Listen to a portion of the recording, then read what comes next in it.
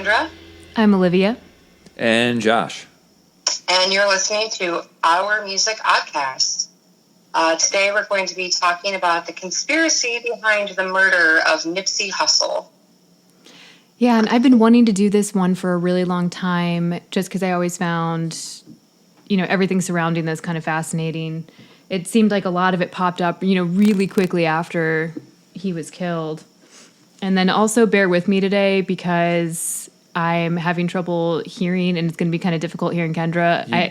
You deaf. Yeah, I have a cold, but it's on like one side of my head. So it's coronavirus. Maybe it is, but yeah. Just on your ear. Yeah, well, I mean, it's a little bit, it's just like all on that side, but I haven't been able to hear out of my right ear for like 3 days now. Going on. Oh, jeez. That sounds terrible. It's super weird more than anything. Well, I'm sitting to your left, so we're good. Yeah, you're good. And I'm hoping that I can hear Kendra okay. All right. I'm on speakerphone, so. Yeah. We're being safe and smart, and we're social distance recording. Yes. Yes. Okay. So yeah. Ermias Joseph Asghedom was born on August 15th, 1985. He grew up in South Central LA in the Crenshaw district to mother Angelique Smith and father an Eritrean immigrant, Dawit Asghedom. He grew up with 2 siblings, an older brother, Samuel, and younger sister, Samantha. Even though his parents divorced when he was young, both parents were very involved in his life. By the age of 14, he had joined a local gang, the Rollin' 60s Neighborhood Crips, which was a subgroup of the larger Crips. He dropped out of high school before graduating and was actually kicked out of his house because of everything, especially the dropping out of school. So he ended up living with a grandmother instead of, typically living with his mother most of the time. He began writing his own lyrics at the age of 7 due to a love of hip hop. And I saw, in a couple different places that is one of the first bands that he really liked. Well, groups was Criss Cross. Do you guys remember Criss Cross? Oh, yeah. That was huge when I was like 13. Yeah. I was definitely in first grade.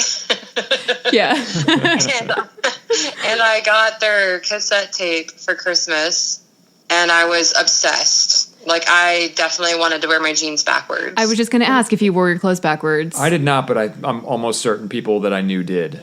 Yeah, were, I remember 13 or 12 or whatever. Thinking it was really entertaining when we had like backwards day at school, thinking like, oh, dressing up like Criss Cross. But I don't even think I was familiar with their music. I just knew who they were because of that. Yeah.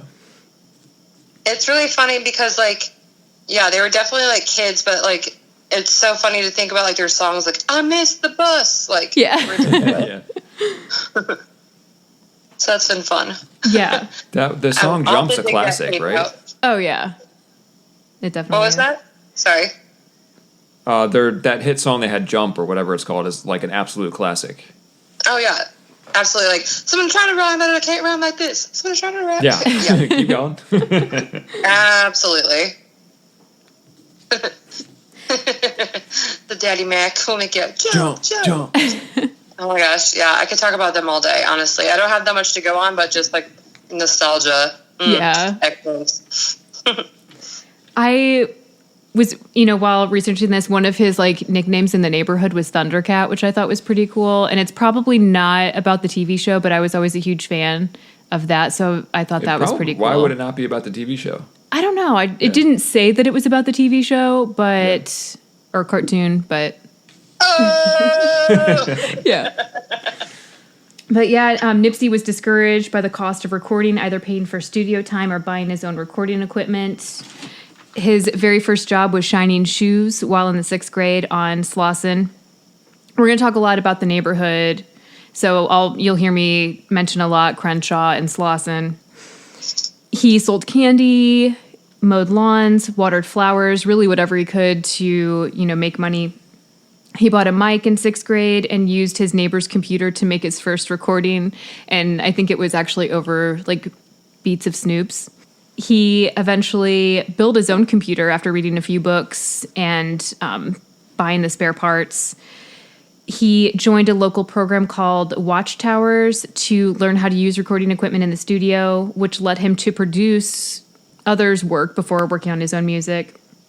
He was involved in typical gang activity, Even, this has even included selling drugs, and he was involved in a couple shootouts. It never said that he actually shot or killed anybody or, injured anyone gravely. And he got in a lot of fights, which, the fighting and selling drugs seems like a lot of typical teenage, behavior. Mm-hmm. At least, people that I knew. Yeah, for sure. Yeah. As he got older, he made more connections to further his music career, but also got more involved in the streets. He started making a name for himself in both areas. He dropped his first ever mixtape in 2003 called Fuck the Middleman, which he distributed himself on the streets. And I've found out from some friends what the difference between a mixtape and an album is. A mixtape, you can, rap over someone else's beats. It doesn't have to be the ones that you created yourself, but you can also have those. And then you're going to have less songs, sometimes just 3 or 4 songs, and they're not available to buy on different platforms, unlike an album. And it's, released independently, so... It's super underground, just passed hand to hand on the street, basically. At least that's what it was. I feel like there's always mixtapes for sale at the local gas stations. Yeah. Yeah, probably. Now it's all SoundCloud, but... That's true. Back in the day. No, I'm obsessed with it. I'll buy them every once in a while because there's the most random shit, and it's Oh, yeah. definitely never heard of, and stuff you never will hear of. Yeah. Some of it's fire, some of it's garbage, but it's worth a purchase. Always worth a listen. Yeah, especially too. Sometimes it seems like they're only if they sometimes just give them away, but sometimes if they're selling them, it's for pretty cheap. So I mean, it's why not? $2 or $3 usually. Yeah. Yeah. So why not support? Back in the day, dudes would just come up to me and hand hey, you want? I'd be at a gas station walking around, and a dude, a dude would come up and just hand me his mixtape. Yeah, I mean, sometimes you see people kind of walking around selling them to you on the street. He and other local rappers worked on a compilation album called the Crenshaw District Claustrophobic Mixtape, which was hosted by DJ Battlecat. He was featured on a song called Smoking That La La La, and it was put out by Claustrophobic Studios. He and friend Ron Pa and other formed a group called the Hood Unit and put out 3 mixtapes. When he was 18, he went on a very important trip with his father and brother Samuel to Eritrea, East Africa, for 3 months, and he actually celebrated his 19th birthday while he was there. After the trip, he formed group Lawson Boys with Cousin Capone and Baby Gooch, and he decided... Baby Gooch? Yeah. That is definitely the name of the day. Yeah. So far. So far. I think that's probably going to be the barely one. got into it, yeah. Yeah, there were so many names, too, so many people that he worked with that I just couldn't list it all and still get it to you guys in 15 minutes. Absolutely. That's totally fair. He decided he wanted to start a record label with the same name, the Lawson Boys. He and brother, which sometimes I'm going to talk about his brother and call him Samuel, and sometimes Black Sam, which was one of his nicknames. But he and his brother Black Sam decided to invest strongly in studio equipment so he could take the next step with his career. He then recorded his first Lawson Boys mixtape in 2005, and that wasn't with the other guys that I mentioned earlier. This was just his own. And once again, he distributed it completely himself. Around this time, Eugene Henley, known as Big U, was released from prison. He and a friend had attempted to rob an undercover cop posing as a drug dealer. Big U was part of the same gang as Nipsey, the Rolling 60s Crips, and he decided to start managing Nipsey along with Steve LaBelle, who was already established in the music industry. He had the connections necessary to kind of take the next step. Nipsey was then able to start branching out from the community where he already had, a decent following. And it got him the chance to be featured on a Tupac tribute album called Pac's Life. And right after that, all of his studio equipment and everything that he'd been working on at that point was lost. It was taken by the police after a raid on Black Sam's home for selling bootleg DVDs. So typical. I know. Nipsey got in trouble for having a gun. Black Sam was put in jail as a result of the raid. And ironically, Nipsey had been, working legitimately at the time, just on music and spending his spare time writing and recording. And because of losing all of his stuff, it was such a setback that he had to turn back to the streets to pay his legal fees and also start buying his equipment again. That sucks. Like, I know. I get it, like piracy, whatever, but like bootleg DVDs. I know. Right. The profits made from them do not equal recording studio equipment. Like, that's bullshit. Right. And, you know, it's weird that they kept it and just, like, never gave him any. Like, you think it wouldn't be that hard to just say, like, hey, can I download this stuff that I already have done? But, you know, I guess they just don't make those exceptions. That's such bullshit. Not that I agree. time. Sorry, I'm just like, I'm like angry for him. Like, man, like this kid's been hustling since he was like so young. Yeah. To try to like get all of that stuff and then just to like lose it in one go over something dumb. The thing that you'll notice about him though is like every time one of the like something happens though, he like doesn't let it stop him or like let him, you know, kind of turn bitter. He just keeps going and finds other ways to. I mean, we wouldn't be talking about him if he That's true. Gave up. Yeah, he sounds like a really determined dude. Oh, definitely. Yeah, he was super smart and just, you know, wanted to put the work in, wanted to put the effort in to get, you know, where he was. He had a chance meeting with rapper The Game after he drove through Nipsey's neighborhood. He gave him one of his mixtapes and then was invited to come to the studio with Big U and Steve LaBelle.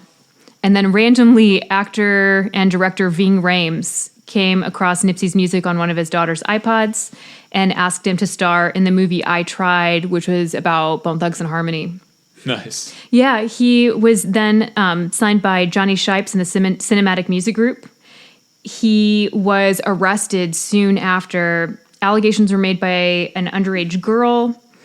And the way that it was presented, this young girl was hanging out with a bunch of guys in the neighborhood, and some of them were older and some of them, you know, were around the same age as her. And she was like drinking and doing drugs, and she was taking pictures of herself in a thong with other people. And they said, like, from the story, and it seems like multiple accounts, and I'm not like putting down this girl's testimony at all. Like, don't think I'm saying that, but it seems like these pictures were taken in like a fun way, and then her mother saw them and, you know, got really upset because some of these guys in the pictures were definitely old. But he ended up spending 50 days in jail until he was able to fight the case from the money that he got, you know, for signing the record deal. But he was found innocent in the case, which, you know, that's good. You don't want to hear about somebody, you know, being involved with the underage girl in any sort of way. Right. Yeah. But the Cinematic Music Group was part of Epic, Sony, and he signed with them in November of 2007. He had previously had trouble holding attention from labels due to his gang affiliation. His first mixtape, while, you know, after being signed, was released in 2008 called Bullets Ain't Got No Name, Volume 1. He started shooting music videos, getting radio play, and attending award shows, you know, which just helps him get out there. His daughter, Imani, was born. And then he... I like that name. Did you say Imani? Yeah, isn't that pretty? That is really pretty. Yeah, I thought so too. And he also released his second mixtape soon after called Bullets Ain't Got No Name, Volume 2.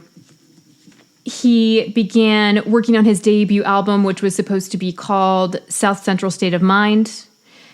Black Sam and neighborhood friend Fats, they started selling T-shirts across the street from the, you know, the Crenshaw Lawson area. Yeah.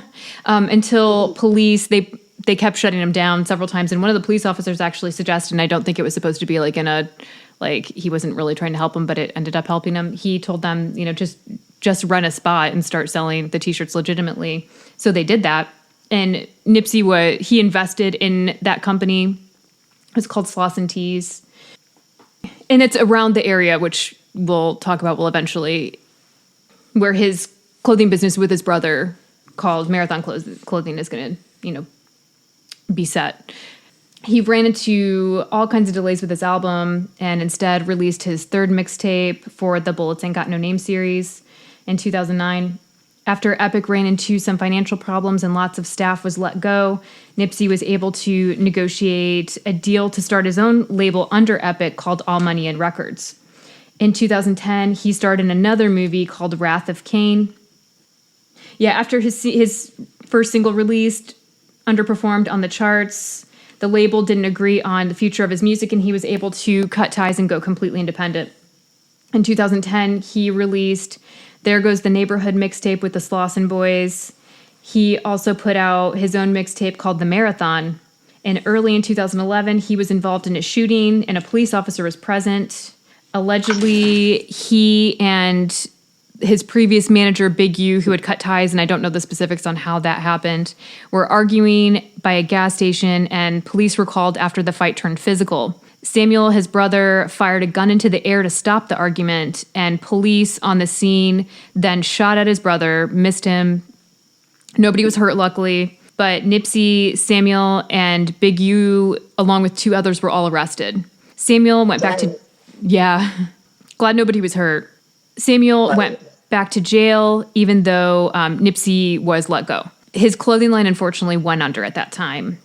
Nipsey started touring heavily, even overseas. And in 2011, he put out mixtape The Marathon Continues. And he almost signed with Rick Ross's Maybach Music Group, which we've talked about Rick Ross a few times on here already. But he ultimately decided against it because while it would further his career, he wanted to build up all the people that were working within the team and didn't want to leave them behind. So he decided to, kind of stay doing what he was doing. I like that. Like, I know. That DIY mentality of it. Like, no, my friends are talented too. Like, let's keep them on board. That's pretty dope. I agree. Yeah, you'll notice a lot from what he does. He really wants to try to improve his neighborhood and the area around it, wants to make money for some of these people, especially friends and acquaintances that had been released from jail and weren't getting a second chance anywhere else. And even with the clothing line, like, hey, why don't you do this legit? And I'm like, okay, let's actually do that. Great idea. He did work on the Self-Made 2 compilation album with Rick Ross, though, even though he decided not to sign with him, it was still a very friendly situation. When Samuel was released from jail, he reopened the clothing store in another shop in the same complex. And Nipsey also opened a store in the complex called Wireless Connection. He released leftover tracks on a mixtape called Extra Laps, which is still part of his Marathon series. I like how he has different series within these groups of mixtapes. I like that whole idea. Yeah. In 2013, he planned to release his 3rd mixtape in the Marathon series, but instead decided to try again to release his debut album and changed the name to Victory Lap instead of the original name, which was South Central State of Mind. He released in the meantime, he released his Crenshaw mixtape, and this was kind of cool. He planned to release 1,000 physical copies and sell them for $100 a piece, which was highly criticized at the time because people were like, "Who does this guy think he is?" Charging a bunch of money from these. But it's kind of I think it's a good idea. It was smart. You can find people to... 10 years later, Wu-Tang released one album and sold it for $1 million. We were going to talk about that. Yeah. But all copies were purchased, and he set up a little pop-up show, and they sold that night. And Jay-Z even purchased 100 copies, which, he ended up... He bought up... them all and then resold Not all of them, because there was 100 copies. Yeah, but he made $100,000 in one night, which, that probably helped so much with all of his projects. That's awesome. Yeah. As a result, he met actress and model and TV personality Lauren London. She was actually trying to get a hold of one of the mixtapes and sent him an Instagram message. She had a child with rapper Lil Wayne from a prior relationship, and she and Nipsey began dating. He and his clothing line collaborated with an LA chain called Fat Burger after they owned a restaurant in the Crenshaw district. Fat Burger. Yeah. But they made some pretty interesting t-shirts, and it sounded like, he was just once again trying to encourage people to open up businesses in that area. I love that. That whole mentality is so positive. Oh, yeah. I love that. He still wasn't able to release his album, but on New Year's Eve, he released another mixtape called Mailbox Money. He tried instead this time to release 100 copies for $1,000 each, which didn't work as well. It took him 2 years to sell all the copies, but he eventually did. And then, I put in my notes, even though you mentioned it, the story about Wu-Tang, where they released an exclusive album. It was called Once Upon a Time in Shaolin, I think. Something like that. Yeah, and they ended up selling it for, it's rumored to be $2 million, but it might be slightly less. And then they were saying that even Quentin Tarantino was considering buying it for $5 million. But nice. yeah, part of the deal with it, the person originally, this was like the first negotiation, they weren't able to do anything with the music for, was it 88 years? I think something like that. Oh, I don't know. Yeah, I think that, but I know a lot of it changed towards the end and specifics weren't really released, but kind of a cool idea. I think the idea was that whoever bought it could do whatever they wanted with it. They could give it away for free on the internet. They could destroy it. Whatever they wanted to do. It was just an interesting idea to see what would happen. A social experiment, really. Yeah. I love that. Me too. Around this time, he worked with YG and 50 Cent and also put out the song Fuck Donald Trump with YG. And FDP. Yeah. I love that. I'd never heard it before researching this. I didn't listen to it. I didn't realize that he was on that track. Like, that song is like the anthem this summer. Like, every time we see a Trump rally, it was like, makes sense. It was like, if you're like, not for me, it would be customary to put that song on and start blaring it as you're driving by. Yeah. Josh, you might remember. Like the first line of it is like, I like white folks. I don't like you. So good. Josh, you might like this. Do you remember that show on Netflix, Crazy Ex-Girlfriend? It was like the kind of musical comedy. Oh, that was really good, yeah. Yeah, Nipsey's featured in the pilot. You know when she's doing that, it's like sexy getting ready song, and it shows like all the stuff that girls do to try to get ready in like a comical way. And it shows him, because he's like trying to, rap with her, and then he sees all the stuff that she's doing, and he's like, I gotta go apologize to some women. Like after seeing all the stuff that they go through. It's a really cute little part. In 2016, he released the mixtape Slauson Boys 2. And his second child, first with girlfriend Lauren London, a boy named Cross was born. He also opened a store in the same complex called Elite Human Hair, which is near the t-shirt shop. What kind of shop was that? Sold hair. Shop? Okay, yeah. Yeah. Yeah, for like extensions and weaves and stuff, right? Yeah. Cool. Yeah, I'm a that's what I thought it was. I don't know if any of the sure. listeners knew that, but yeah. Fat Burger? Is it like a Whataburger? I don't know. No, I think it was a clothing line, wasn't it? No, Fat Burger was an actual, like a burger shop. Oh, it was? Oh, yeah. Perfect. That's what I thought it was, but I was like, maybe it was like a giant, I don't know, like FUBU or something. No, and he just, they just worked on the uniforms for the employees. And sometimes people go into these chains and they want to buy shirts to say like, oh, I was here. So they were just, more attractive t-shirts. Gotcha. Yeah. That's cool. Love that. Yeah. He invested in several other businesses in 2017. One was like a cryptocurrency company, and then with a weed company. He also opened up a seafood restaurant called The Fish Shack and invested money in a roller rink called World on Wheels at a location that was previously destroyed by the LA riots. He wanted to create a safe place for kids in the neighborhood to hang out and not have to worry about being like out on the streets. And then he officially opened Marathon Clothing. It was a remodel of the previous t-shirt business that his brother and partner Fats had opened. And the cool thing was with this, and this was before like Apple kind of used this whole idea, but all products contained tags that led to music. And it was songs that were released like only there before, like days before they were released on any other platform. So I thought that was pretty cool. That's cool. It's a good idea. Awesome. Yeah. Just kind of like little Easter eggs and everything. Oh yeah, the guy was just like full of good ideas. And it seems like instead of just like having these ideas and sitting on them, he tried to pursue a lot of them just to see what would happen at least. It sounds like the dude's like super smart. Yes. Like he's got the drive, but then B, he's just like always hustling, like always trying to get the next thing going. And I just think and I love that he's like investing in his community. Me too. Because I feel like so many people will blow up and then they'll be like, I don't know, interview, and like, forget where they came from. And it sounds like he's like spent his whole life like trying to make his world a better place. Yeah, it definitely is apparent that was, one of his goals. And Josh, you even mentioned, from like the style of his lyrics that you could tell that he was extremely intelligent. Oh, like you were saying, they just, and how were you saying it? Because I forget.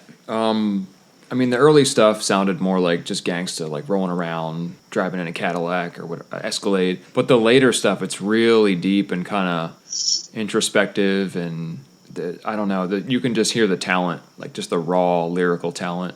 Yeah, I love that. Yeah. Yeah, and unfortunately, not too long after business partner Fats was murdered, he was shot while working as a security guard at a marijuana dispensary.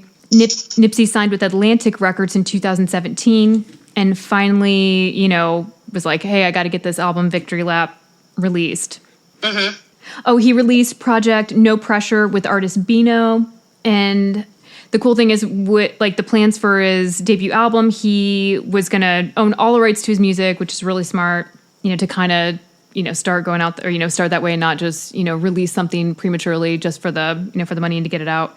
And then finally in 2018, it was out. And it's funny because, unintentionally, he had the whole marathon theme for everything. And it seems like that the whole story about getting this record out because, he kind of kept going with it and didn't ever get discouraged with all the setbacks. And, it finally worked out. It debuted at number 4 and, got great reception critically. He opened up a co-workspace called Vector in the Crenshaw district with partner David Gross. And this was set up so people had a quiet professional space where they had equipment like computers, printers, all types of things that they needed to work and further their careers. And one of the plans to, for these spots specifically was to try to get the youth in these communities, which are, underserved communities, access to equipment early on that they might not be able to, so then they could, in the future, get jobs in the tech industry. That's so awesome because this is also the same dude that had to read books and learn how to build his own computer. You know what I mean? Right. It all ties together. Yeah. For sure. Another fish restaurant was opened in the area, and it was called Baba Leo's, and it was a healthier version of the Fish Shack. He opened up a barber shop called Steve's Barbershop, and then planned a collaboration with Puma, the marathon clothing, not Nipsey specifically, to be released in 2019, which included clothing, accessories, and shoes. And then he also released Marathon Water. His album was nominated for Best Rap Album in 2018, which was actually won by rapper Cardi B. He began working on his new album in 2019, and he was able to purchase the whole strip mall that housed several of his businesses with his brother Samuel and David Gross, his partner for the Vector Project. And he was 33 years old at the time.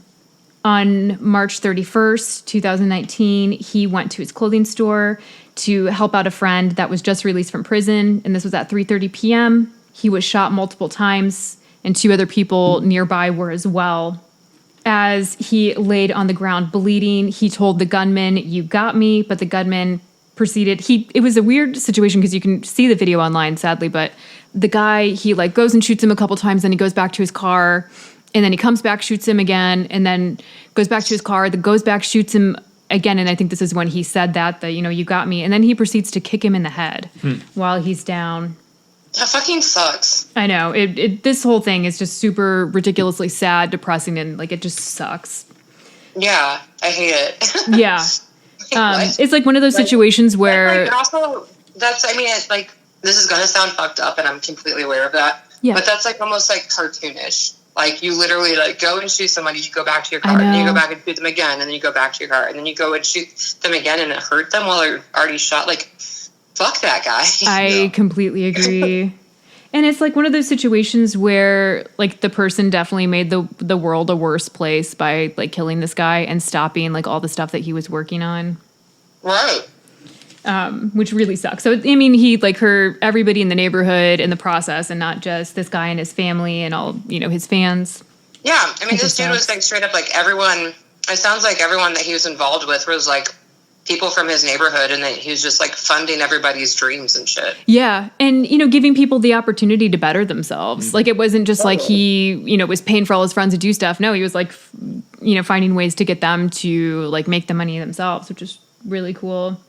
Sadly, his brother, which I guess sadly, but also maybe kind of a good thing. I mean, maybe some sort of comfort in the situation, but his brother made it to the scene before he passed and performed CPR until the paramedics got there. And he said he was still talking at this point. When the paramedics lifted him up, they noticed that one of the bullets had pierced the back of his head. He was pronounced dead within the hour, and a video of the shooting hit the news pretty early on, and they identified the suspect as Eric Holder Jr., and he was arrested within 2 days. 29-year-old guy. He's still awaiting his trial at this point. His date has been delayed several times due to COVID. He is being charged with murder, 2 counts of attempted murder, assault with a firearm, possession of a firearm by a felon, and he's being held in solitary confinement. Nipsey was shot at least 10 times in the torso and head, according to the autopsy. The bullets struck his lungs, severed his spine, and penetrated the top of his scalp. Damn. I know. Yeah, just like major overkill in this situation. I hate it. I know. That's so rough. It is. Just super depressing.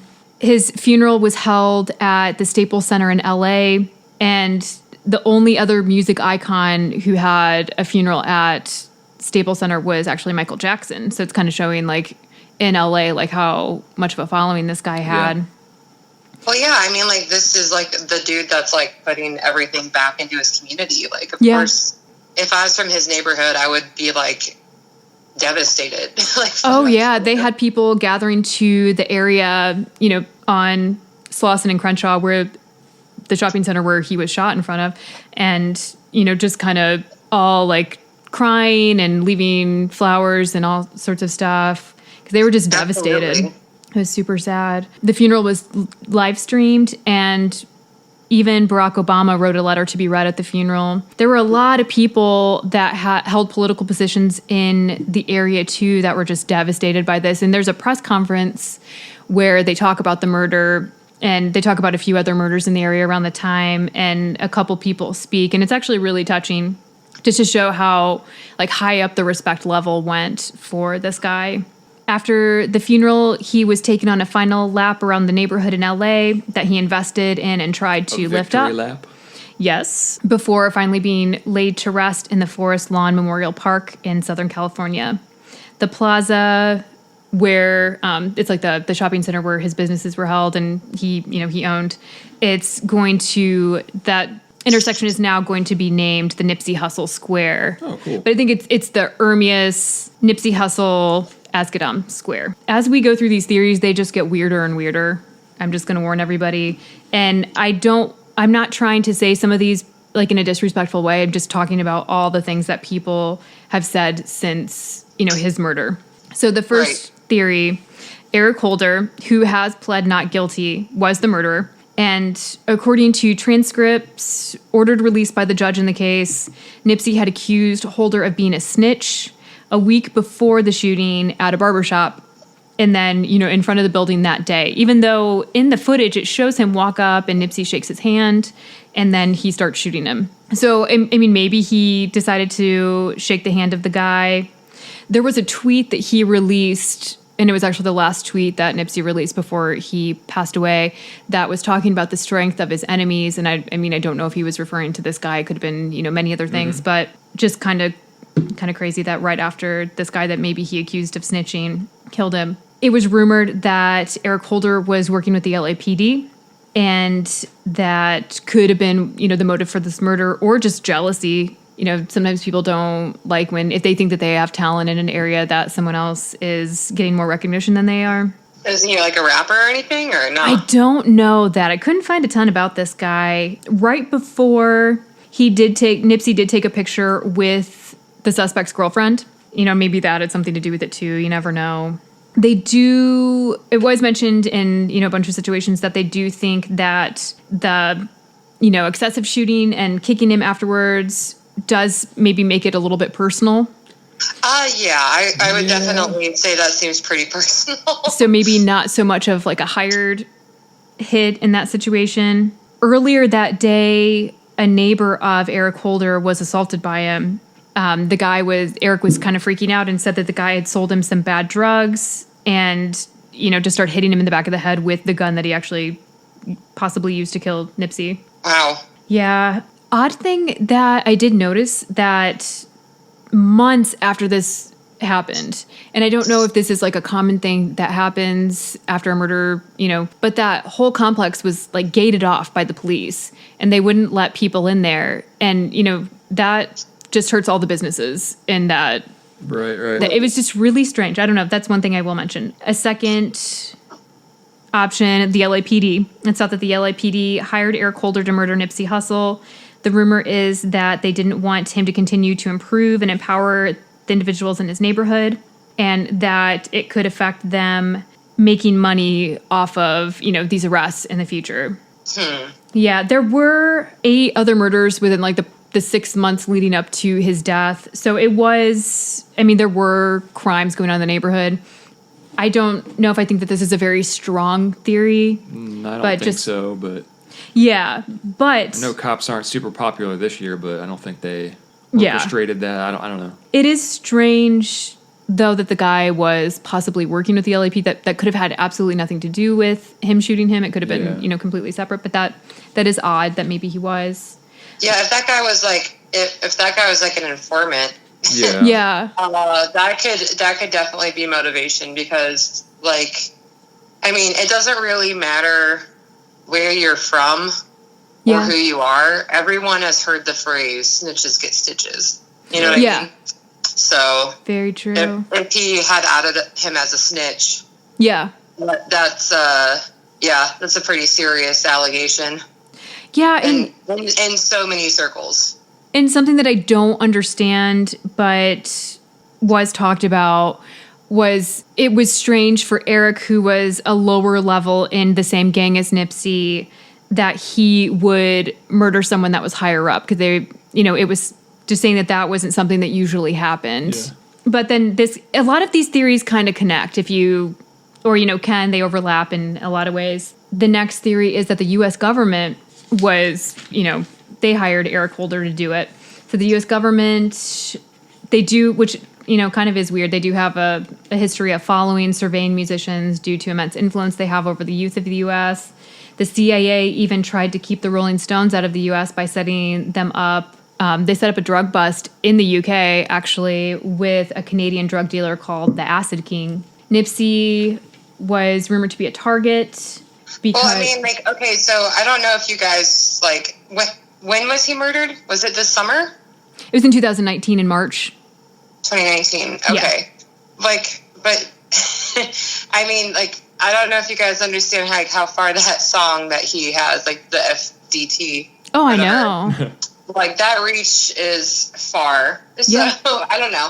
That's an interesting conspiracy. I'm not giving it validity or not. No, I agree with that, because, that really could affect the vote, or how a lot of his it's definitely been used in fans vote. A lot of videos against Trump. Yeah. It's kind of it is the anti-Trump theme song.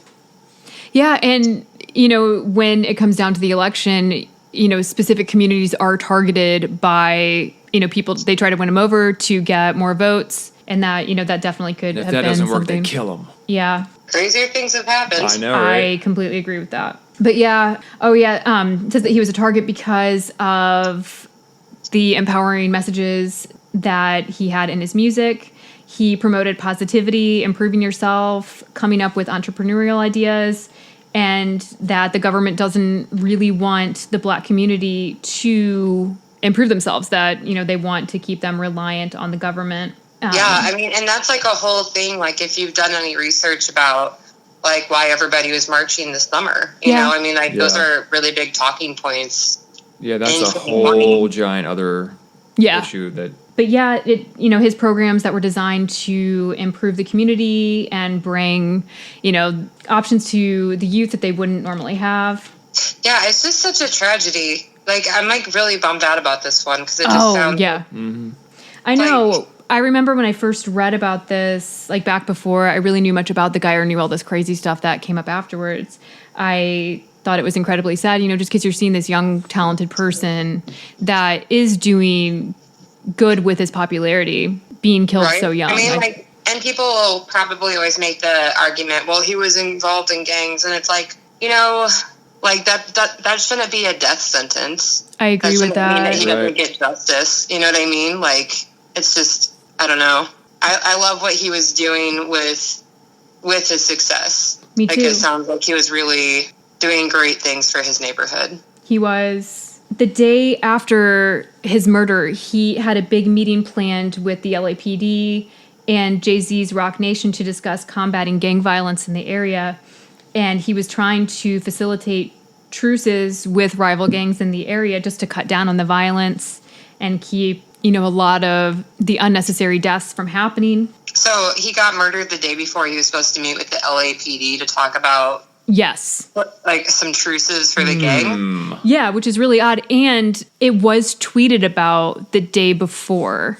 So it's not like it was like a private meeting that was planned. It was released publicly. And this part of, this conspiracy, it's talked about in more than just this conspiracy that the government floods the streets with drugs through the gangs to make money, and that the violence also keeps the community down. And it also, a lot of people die because of the, the violence that happens. And that was one of the things that if he did somehow make this truce and start to improve the conditions of the streets around that area, it really could dip into the pockets of a lot of people that were probably making money and, getting the influence that they needed out of this. So right. So it sounds like a lot of even though this guy was doing a lot of really good shit, it sounds like there was definitely a handful of people with motive. Oh, yeah, definitely. And then, the next theory is that his own gang, the Rolling 60s Crips, it's saying, they had low-level member Eric Holder kill Nipsey because he was, taking his own path, that there may have been jealousy, and that even the truce was against what, they wanted. So, like I said, some of these are kind of weak. I don't think that there's a really strong argument there. Next theory is Big U, his former manager, Eugene Henley. And, once again, I don't know how they parted officially, but we do know about the incident in 2011 where, they got into a physical altercation and that they, were arrested as a result. Big U has stated in several interviews that he made Nipsey everything that he was, and that he considered Nipsey ungrateful and felt slighted in some ways. Mm-hmm. Which, I don't see that as enough reason for murder, though. Yeah, murder for hire. Yeah, and like I said, a lot of these overlap. It's like, Eric Holder, he was part of the gang. Big U was part of the gang. The LAPD was working with Eric Holder, possibly. So it's weird how, it's just kind of confusing. It gets really murky trying to separate some of these because a lot of the same people keep popping up. Yeah, it's going to be really interesting to see this go to trial and see what kind of comes out about it. Because definitely, if he was an informant, that will come out. Does it always? I don't know. So I think sometimes that they keep that protected still. I feel like that would go into a plea deal though of leniency. You know what I mean? Yeah, it could. I hope if he was that is known. The next theory is Big Pharma. And there have always been rumors. Yeah. There have always been rumors surrounding the strange deaths of holistic doctors and healers. And, sometimes mysterious accidents happen to these people, which I've heard a lot about. There was a Chinese doctor that put out a couple books that I read, and he was murdered mysteriously along with his family back a couple years ago. And I remember that's kind of when I first heard that some of these people were, dying very mysteriously. But Nipsey was, one of his plans for the future was to start working more in the movie business, and specifically wanted to work on documentaries. So he was working on his first documentary, which was going to be about the 1985 trial of Dr. Sebi, who was a holistic healer. And he was, this trial he was fighting because they said that he'd made false allegations and, was practicing without a license because he advertised in print, in magazines and newspapers, that he could heal people that were suffering with diabetes, HIV, sickle cell, cancers. And it's a really interesting story because Dr. Sebi actually defended himself and won. Wow. Yeah, and he was able to provide evidence that some of these people that he treated. Results of people that he treated with their HIV test before and after. And it was hundreds of people. Yeah, well, it was 77 people that he cured of HIV. Was it 77? Yes. It was more than 2. It's a lot. Oh, that's insane. That sounds, I've never even heard of that. That's incredible. Exactly. I have, because there's a lady on Instagram who her page is called Alkaline Vegan Mommy, and she follows the diet of him and puts out cookbooks. And I actually own one of her cookbooks because they're really good meals, but it's really, it's just a diet and, taking some herbs. It's a really simple lifestyle change that, pretty much anybody could do if they want to invest in. So, I could see where, this would, definitely anger Big Pharma. But you don't hear about Dr. Sebi. You don't hear about his trial. You don't hear about the patients. Right. And he died very mysteriously. He was killed in Honduras while he was in custody. And they said he died of pneumonia. And he was like a very, very, very healthy man. Yeah. Like even in his 70s, there's, video footage of him like jumping, landing on his knees and then like jumping back up. Like the guy was in great shape. And he even treated Lisa Left Eye Lopez from TLC. Oh. He treated Michael Jackson for a while. Yeah. Which that's another thing, there's so much weird stuff about her death. And she was actually in Honduras going to see Dr. Sebi at the time, which is very, very, very strange. Well, maybe we should do an episode about that. Definitely. Yeah, I would really like to. But yeah, luckily Nick Cannon is going to still finish and release this documentary since Nipsey isn't able to do that. That's awesome. So everybody, around Nick Cannon protect him for the time being. Right? Yeah. Okay, and then this is where it gets really ridiculous. But, I mean, who knows? I don't know. Maybe it's not, and I just don't understand. Nipsey was rumored to be a Freemason, and his death was part of a Freemason ritual.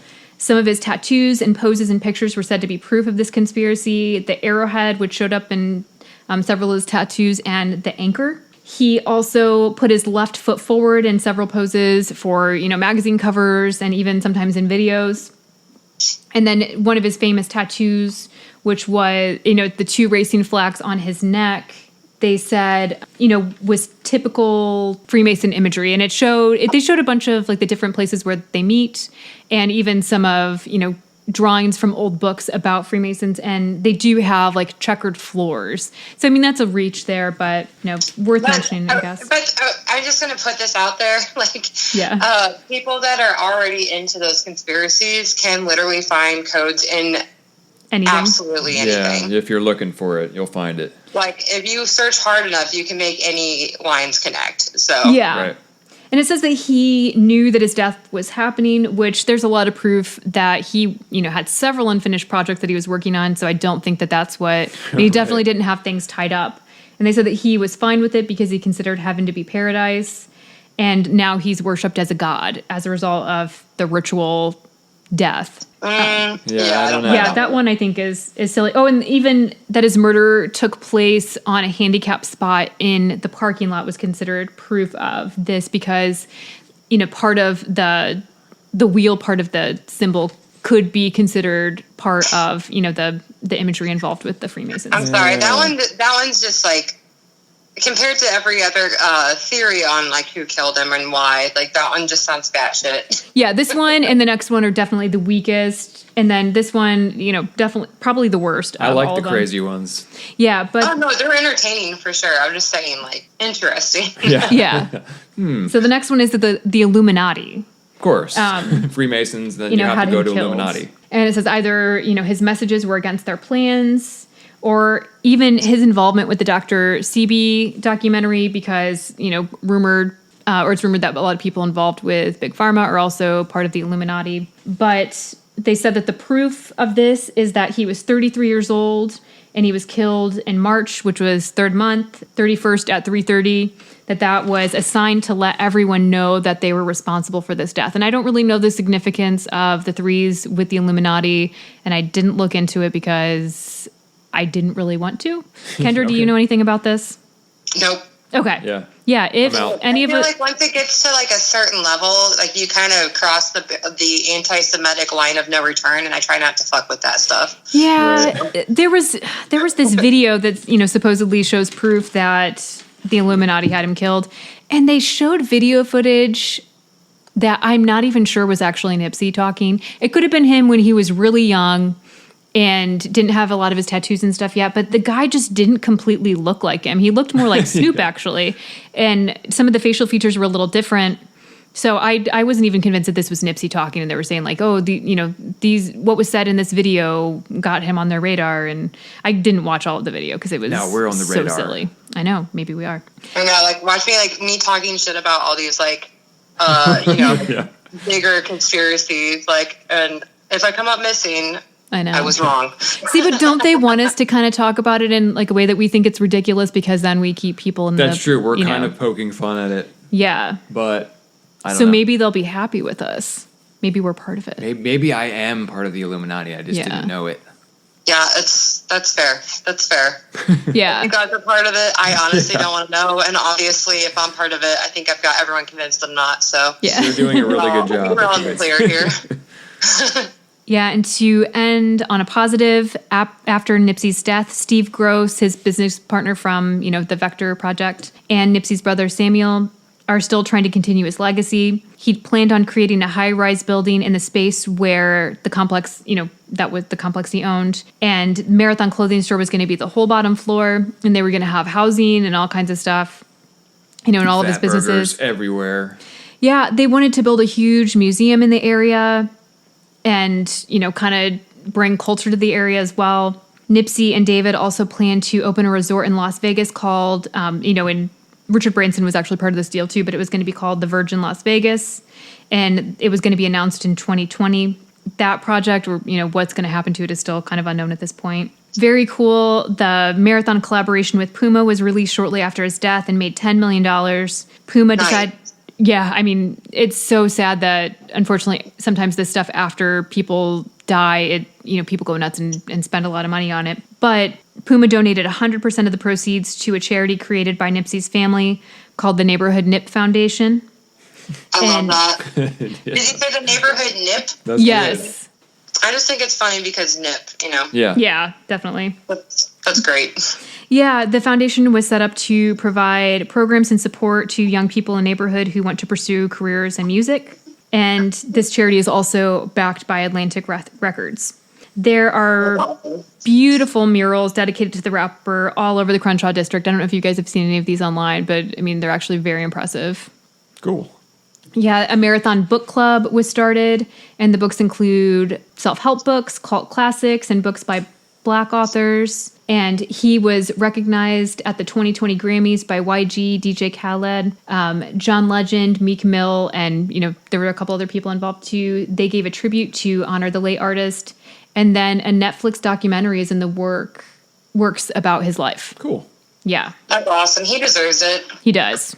I think it's just a bummer that he's not going to get to put out any more music, because I know his next album just would have been like huge, because I think definitely. He was just about to blow up. He hadn't even really blown up yet, in my opinion. Yeah, I completely agree with that. He wasn't a household name yet, but it sounds, right. Yeah, you're right. It seems like he was just building and building and building and building. Right. Yeah, I knew who he was before, any of this happened, because I remember seeing his face. He was in a Beats headphones ad. Yeah, the first time I'd heard of him is because he was an entrepreneur, not because of his music. So I was like, oh, that's interesting. So yeah, I remember actually seeing his face in an ad first, and I was like, oh, who's that guy? Because he has a very distinct face. He was a good-looking guy. Yeah. He looked a little bit like Snoop and more, and just that he was very tall and thin, but he had a very interesting face, and he had a signature beard, and I don't know. Yeah. That's and legit. cool tattoos. But do you guys have a theory that you buy more than any other? I think he probably what's that? Eric Johnson? Eric Holder. Eric Holder. I think he just grabbed that girl's ass at a party, and then the guy got pissed and shot him. I don't think that happened about him grabbing the girl's ass. He was in a very committed relationship, and it seems like he was very respectful with women.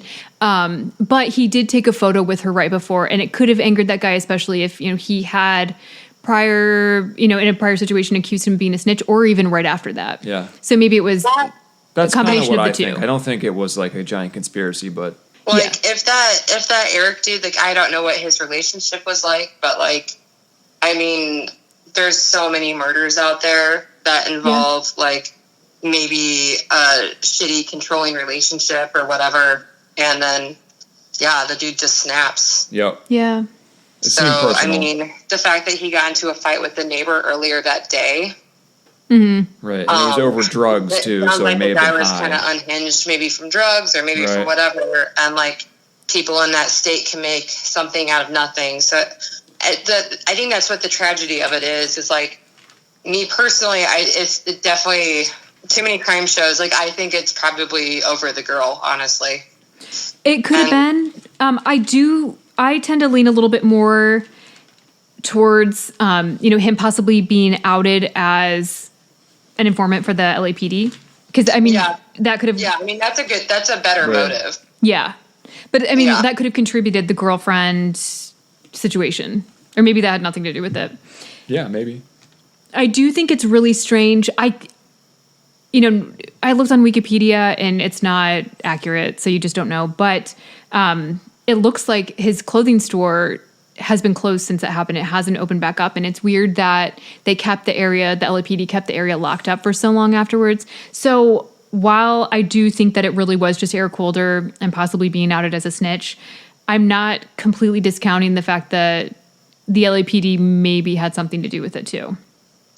Yeah, especially since he always did have the gang affiliation, I'm sure that could definitely rub some people the wrong way. Seeing someone thriving coming from that. But I don't know. Not the biggest fan of the police, but yeah, I don't know. Same. I watched 2 really good documentaries on the subject. One was called it was by Diverse Mentality documentary series, and it's 5 parts, but they're all pretty short and really gets to the point, and they're just done really well. And then another one was done by the BBC, and it was called The Mysterious Murder of Nipsey Hussle. Both you can get on YouTube. Yeah, the BBC's, they're not putting out junk.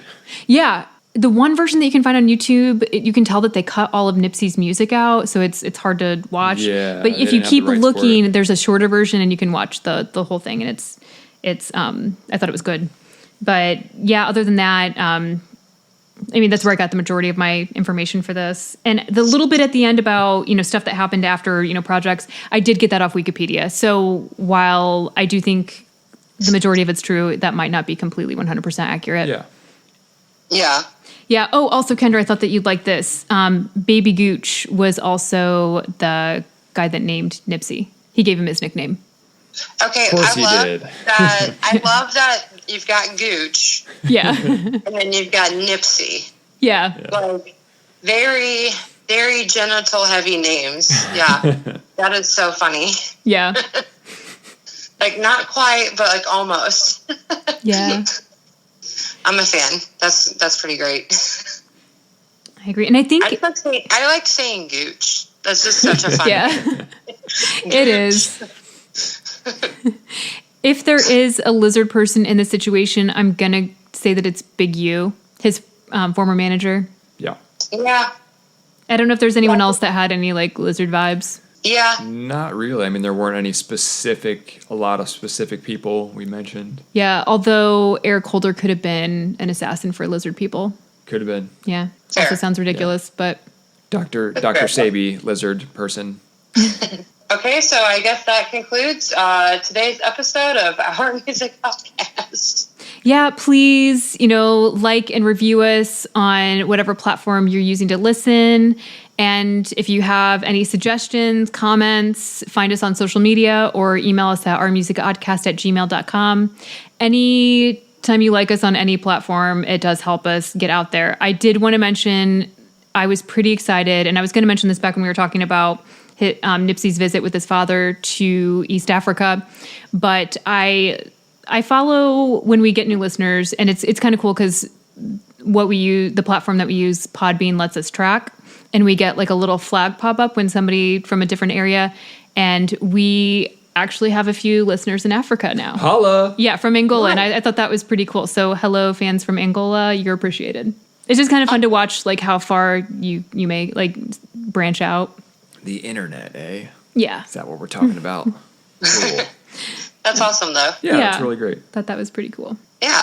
Kendra, is there anything you want to talk about? Anything fun that you're reading, watching, up to?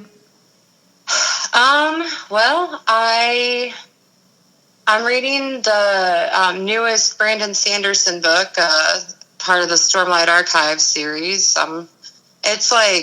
It's so freaking big. It's going to take me a minute, just because I've been super busy with work and stuff. Mm-hmm. But, so that's been fun though. It's a really good one. I've been anticipating it. As far as watching, I've been watching the second season of his Dark Materials. Oh, yeah. Which is really fun. And music-wise, I've been listening to a lot of sappy stuff lately because I have a girlfriend now, so yeah, that's been cute. Such as name one sappy band or song. Like like that Angel Olsen song, like "Shut Up and Kiss Me," and just stuff like that. Stuff a lot. Just being cute. Yeah. So, Josh, what about you? What am I doing? Nothing. Just working. Josh has been working on a bunch of YouTube videos himself. He has a bunch of videos out there of his music already on his YouTube page, and then he's been working on a couple other projects. Listening to anything good? No. Haven't had time. Yeah, I know what you mean. Yeah, I've been working a ton, so I haven't been really listening or watching anything interesting. But I am trying to learn French and German at the same time, which is interesting. Français. Yeah. So we'll see how that goes. But it's good for your brain to work on two languages at the same time. I might just learn either of them English. well. I hate to say that, but it's just like... Same here. Yeah, I need to relearn Sometimes I have a hard English. time speaking. You can tell by, when I post on Instagram compared to when Kendra posts. There's a big difference. I've been so bad about just keeping up on anything and everything lately, so... Same here. No judgment. It's hard around the holidays. It really is. Everybody's so busy. All right. Well, see you guys next week. Yeah, I think that's it. All right. Sounds good. Thanks for listening, and have a great day or evening or morning or whenever the hell you're listening to this. Yep. All right. Bye. Bye.